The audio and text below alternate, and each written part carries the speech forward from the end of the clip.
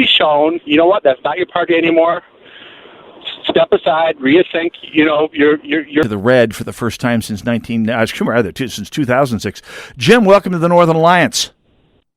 Mitch, it's great to be with you. Absolutely. Great to have you here. And by the way, congratulations for the star placement at the president's visit this past week.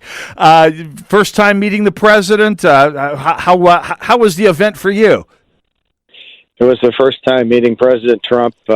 It was a terrific day, and the people of southern Minnesota and all the folks that gathered in Rochester were just, I think the president electrified the crowd with his speech, and just seeing him in person talking about the great accomplishments of the administration, the massive economic growth, the protecting our borders, protecting our God-given rights with justices like Gorsuch and Kavanaugh. People were just impressed and happy to see the president there in Rochester, and I was honored to meet him and to be part of it. Now, it's not he just didn't happen to be on his way out to Great Falls. The president doesn't make trips the month before an election just for the fun of visiting the Mayo Clinic. He was there for a reason. Now, he's been to Duluth twice and Fargo a couple times in the last few months.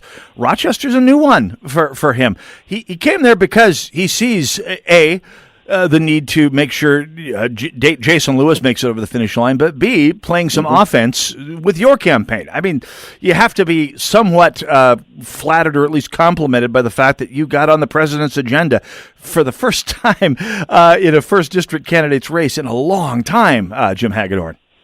Well, we were very flattered and honored, and it was a great boost. It was a great boost to all the Republicans. And people would say, "Is the president coming in for you?" I said, "No, he's coming in for all the Republicans in Minnesota. This is ground zero, and we have awesome opportunities across the board." And he was there stumping for Jeff Johnson for governor. It's critical that we elect a Republican for governor. We can straighten things out in St. Paul.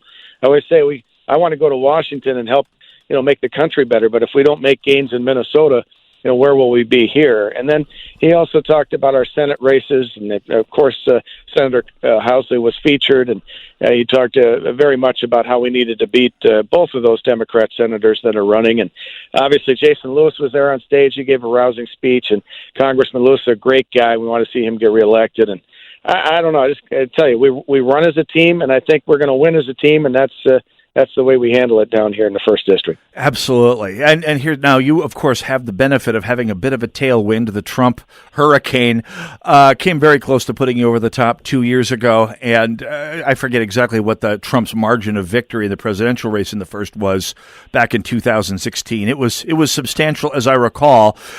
So you've been working the first district. This is your third go at this one here right now. So here's hoping third time's the charm. Again, what are you hearing, especially as events have transpired over this last couple of weeks? What are you hearing from your voters in the first congressional district? Well, you're right. It's a district that the policies that President Trump ran on in 2016, they lined up with mine. We kind of ran parallel campaigns on the issues.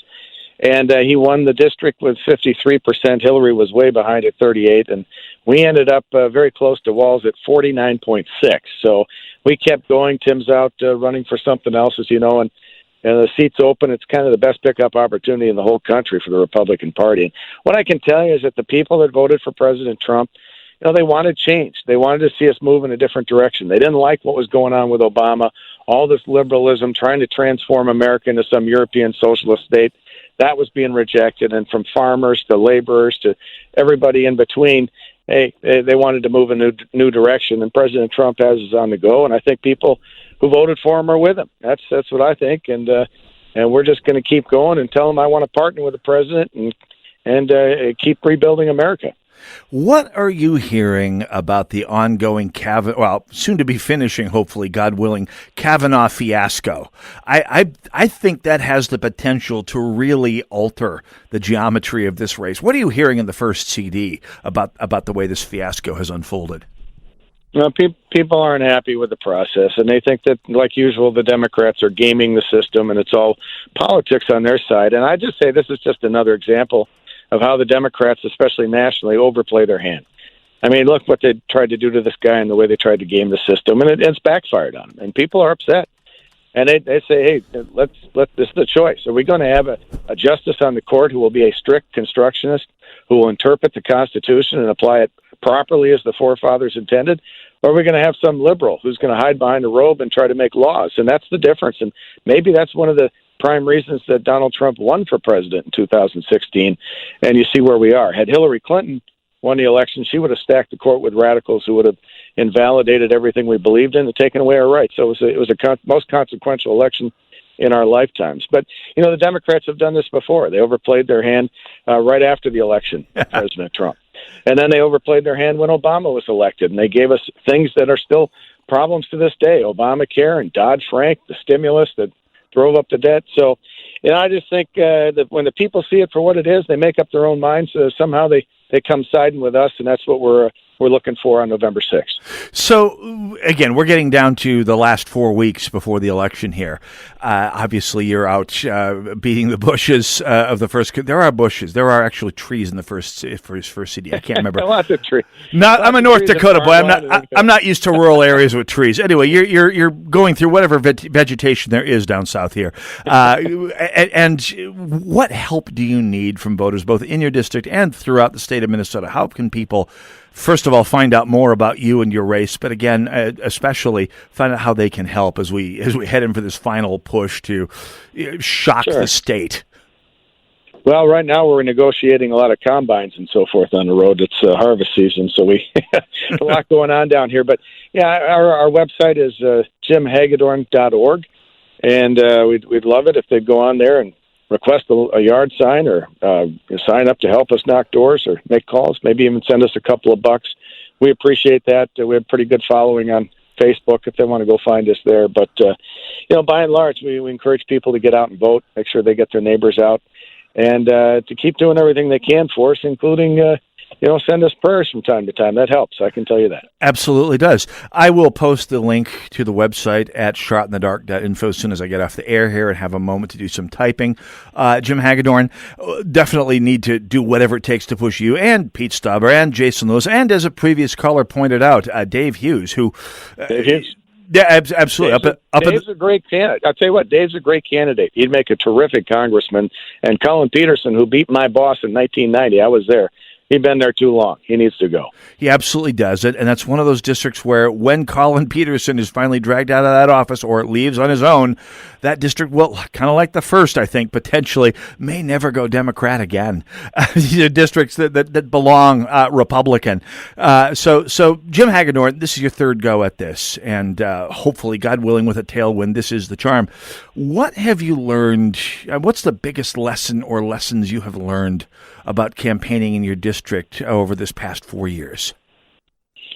I think it's about showing up, and it's about traveling and going into the communities and meeting people at their homes and their businesses and all that, and just letting them know that first of all, you respect them enough to show up, and you respect them enough to tell you exactly what you believe and what you want to do with the job.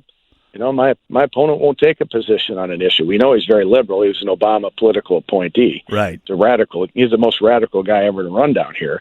But he doesn't have the courage to let the voters know where he stands because he thinks they won't vote for him. And I just think, don't be deceptive. Go out and let people know where you stand. But I think it's just showing up. We walked 350 miles of parades these last 5 years, and that's the equivalent of starting at South Dakota on our border on I-90 and crisscrossing I-90 all the way to Wisconsin, turning around, going to Rochester. So we've been out. We've been out in the community, and I've loved every minute of it. You learn a lot from the people, and I think you build up the connections that are going to help you if and when you get elected to the job. Now let's put you out ahead of your opponent on one issue right now. Since he doesn't tell people his positions, what are yours? What are the reasons to vote for Jim Hagedorn if you're listening for me down in the first and you haven't already made up your mind so far? Why vote for Jim Hagedorn? Sure. This election's about a clear contrast. I mean, if the Democrats win, they're taking us to the left. They're going to resist and try to replace President Trump. And I'd say I want to go out there and help them keep moving the country in the right direction. And that means making sure that we keep America safe with secure borders and that we have a military peace through strength. And that's really important. They've gotten a good start on that. I want to help the president continue on that path. Second thing is we don't need America to become some European socialist state. To keep the economy moving and make us prosperous, we have to reform the government. That means more regulatory reform, individual tax reform, work for welfare, energy independence, and get rid of this Obamacare and put back in free market reform so people can shop and drive down the cost of health care. After that, it means protecting our God-given rights. And primarily for me, it's the right to life, the right to keep and bear arms, and the right to religious freedom. Those are the three that are under attack by the left each and every day in Washington. And fourth, the primary interest of my candidacy is to sustain agriculture and our rural way of life. That's deeply personal for me. I grew up on a farm in Truman. My dad and grandfather, great-grandfather, all southern Minnesota farmers. And today I live in a rural farming community of Blue Earth where I was born. So that's the purpose of running. That's what I stand for. That's what I'd like to do with the job for the folks. And, I tell them, I humbly ask for their vote. Jim Hagedorn running for Congress in the 1st Congressional District. Jim, website one more time. JimHagedorn.org. And I will post that at shotinthedark.info. Jim, hopefully we can do this again before the election. In any case, I hope to see you at a victory party, an aptly named victory party coming up in about a month here. Hope we can pull that off here. What's the next stop of the campaign trail for you today? Well, today we're in Faribault doing some kind of Main Street campaigning. Tomorrow we're going to end up in Mankato. I'll be at an Options for Pregnancy, a pro-life event, meeting about 500 good folks there. And then we got a busy week, debates and everything else. We're looking forward to it. Absolutely. Jim Hagedorn, thanks for joining us here, and best of luck. And we'll hope to see you getting on your plane on the way to D.C. in a couple months here.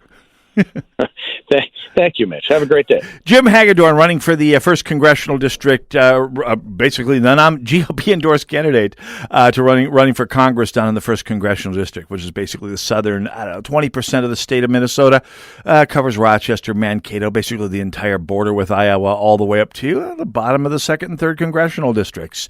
So, great to have him on the broadcast here. Again, one of the top chances for a flip. And to basically flip the district back from 12 years of control by Tim Walz. Now we got to continue flipping offices to keep him, Jim Walz, out of the governor's office. Oh, more about that when we come back. Northern Alliance, AM 1280, The Patriot.